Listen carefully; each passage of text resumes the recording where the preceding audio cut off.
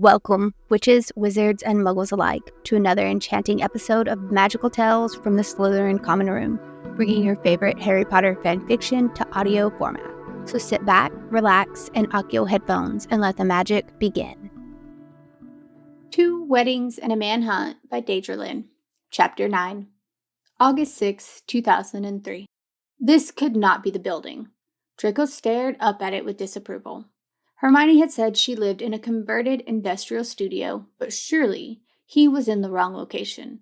This was smack bang in the middle of multiple factories, other than what appeared to be the takeaway store, a dairy, and a liquor store on the corner. There was no indication of residential life. He swiped his wand over the door, and it was immediately faced with a door to his right and a door to his left.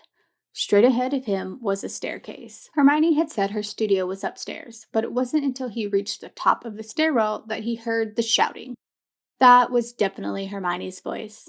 Oliver would. He would recognize that Ponzi prick's voice anywhere. Draco hesitated.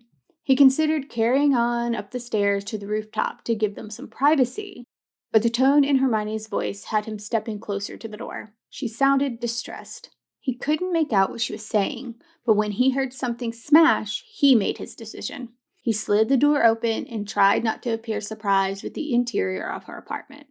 This was not what he had been expecting. It was nice and much bigger than he had anticipated. Both Oliver and Hermione whirled toward him at his entrance. Hermione looked on the verge of tears. She was wearing a satin black dressing gown pulled closely around her. Her hair was soaking in dripping water all over the floor below her.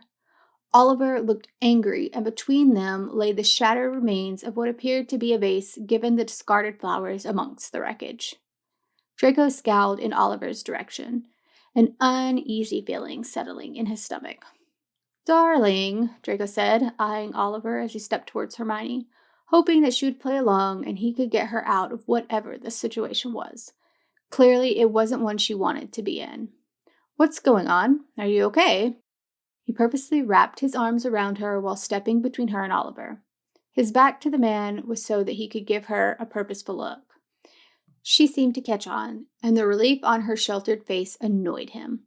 What had Oliver done that made her consider Draco the safe option? "Darling, what the fuck is this git doing here, Hermione?" Oliver didn't even wait for her to respond. "You know what? I don't care. Bugger off, Malfoy. This is between me and my girlfriend." He snarled in Draco's direction. Draco rounded to face him, keeping Hermione behind him. He couldn't contain his snare toward the man when he felt Hermione pushing closer to him, her hands clutching at the back of his shirt. She was cold and she was shaking. "I don't think so, Wood. This is my home, too, after all, and there's no way I'm leaving you alone with my wife when you are very clearly not welcome here any longer. It's time for you to go. Now!" He almost enjoyed watching Oliver's emotions pass over his face as what Draco had just said sunk in. "Wife?" Oliver laughed in disbelief. "She's not your fucking wife. And you as sure as shit don't live here, mate. I would have noticed that in the 6 months I was spending half the week here. Piss off with your bullshit games. This has nothing to do with you." Draco held up his hand, his ring still glistening right where it should be. "Newly married asshole, now get out before I blast your fucking balls off for daring to treat my wife this way." Oliver didn't move. His eyes had fallen to Hermione's hand gripping at Draco's waist, her own ring visible now that Draco had lifted his hand to her to display his ring. Oliver's face went 5 shades of red, darker in less than 30 seconds. "You got married," he screeched at her. Draco sighed deeply at Oliver's choice to ignore his warning to leave. "You got fucking married, Hermione. To this tosser. What the fuck? You want to bitch at me for one mistake with one girl, but you went out and whore yourself out to him for what? To show me up? You fucking Death Eater slut." Draco had crossed the room, wand drawn and shoved under Oliver's chin. "Finish that word, Wood. I dare you." He glowered as he looked down at the man who hadn't appeared to have grown any since school. "I warned you not to speak badly about my wife. Then you proceeded to yell at her, call her a whore, and then what? A Death Eater what? Would finish that sentence." His eyes narrowed into a glare. It was clear Oliver was trying to appear unaffected by Draco's looming size, or his wand at his throat, or the near black look in Draco's eyes. Oliver tried not to appear intimidated, but the slow swallow in his throat gave him away. He was a Gryffindor, though, and he wasn't one to back down, even when afraid. Death Eater slut, Oliver spat out. Draco's head was thrown back and forward again to collide with Oliver's nose before he could react. Hermione's squeal drowned out the sound of the loud crack of Oliver's nose breaking. Blood poured from his face, several drops landing on the floor and on Draco, but Draco didn't care as he shoved Oliver towards the door. If my wife wasn't so determined not to have negative memories tainting this place, I swear I wouldn't hesitate. You have 3 seconds, and if I ever catch you back here again, I will ensure your life becomes a living hell. 3, 2. Oliver scrambled out the door and down the stairs. Draco turned to look at Hermione, staring at him with wide eyes, her arms still tugging at the robe around her.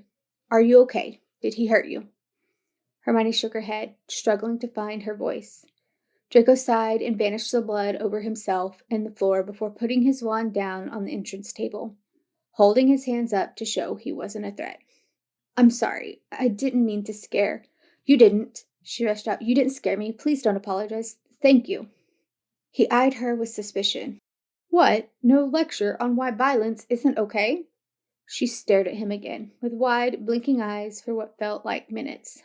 You did, she started. You did see me bounce Vanessa's face off a table last week, right? And remember that time I punched you in the face in 3rd year? I don't think that I have the authority to tell you not to, especially when it's in defense of me. Seriously, Malfoy, thank you. He didn't hurt me, but I can't say he wouldn't have. Draco nodded and eyed her appearance. Her hair was stuck to her neck and robe, and patches of water soaked her shoulders. You were in the shower. It wasn't even really a question. He knew the answer. She nodded hesitantly. Yeah, I was. He walked into the bathroom like last week. It never happened. I started screaming at him to get out. The robe was the closest thing I had. He wouldn't leave. He kept saying, we need to talk. Kept telling me I was overreacting. Wouldn't leave, and then when I wouldn't take his stupid flowers, threw them on the ground. Then you arrived. Draco nodded at her retelling of the events. Anger bubbled in him because he hated the idea of what could have happened if he had given them privacy like he had planned to. What would have happened if he had arrived an hour later? He wasn't thrilled to be married to her, but he didn't want to see her get hurt either. Go finish your shower. I'm here now. You'll be safe. I'll clean up this mess, Draco indicated to the shattered vase. Hermione stood for a moment. Draco looked towards her just as she stepped towards him with trepidation. She wrapped her cold, wet arms around his middle and gave him a quick squeeze of a hug, before retreating from him again as quickly as she had done it. Thank you. Draco waved his hand dismissively. Go, get in the shower, get warmed up before you freeze a tit off. You're freezing. She snorted in response, but said nothing as she retreated back to the bathroom, shutting the door with a light click. Draco looked around at the place and was pleased that it wasn't as small and close-knit as she had led him to believe. It wasn't the manor, by any means, and he could certainly talk to her from the kitchen no matter where else in the studio she was. But there was sufficient room. They had made do in a hotel suite, which was much smaller than the studio, so they could make this work, surely. There was a distinct lack of Gryffindor red, which pleased him. Instead, he was shocked to see the walls of the bathroom were actually a shade of green. Blue accents littered around amongst the wood tones and whites.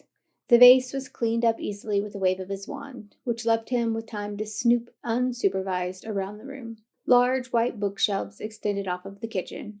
Draco was surprised to see that while she owned a lot of books, the shelves were not busting at the seams with them. Several shelves didn't even have books. Some had plants or ornaments. A few had weird boxes with strange images on them, big chunky letters on the side. Monopoly, Twister, Clue, Charades, Operation. He was still staring at them when Hermione reappeared, this time with a towel atop her head and proper clothes on her person, even if it was just cozy loungewear. She must have seen the confusion on his face. Didn't you ever play board games as a kid? Draco shook his head. She nodded in response, and then, after a few minutes, we're hosting a board game night here on Saturday. You should invite the sleuths to come along too. He raised an eyebrow at her. Sleuths? She smirked his way. Sleuths, the Slytherin group. You know, because they're all sly and sneaky and sleuth-like? No, Draco snapped out. Hermione's face fell slightly. Oh, well, that's fine. I just thought you might feel more comfortable with your friends here, too, she mumbled, pulling at her cardigan sleeve. Yes, I will. That's very considerate, thank you. And I will invite them. I mean, no to the title Sleuths. Draco raised an eyebrow grin in her direction. She was tired and failed to hide a small smile.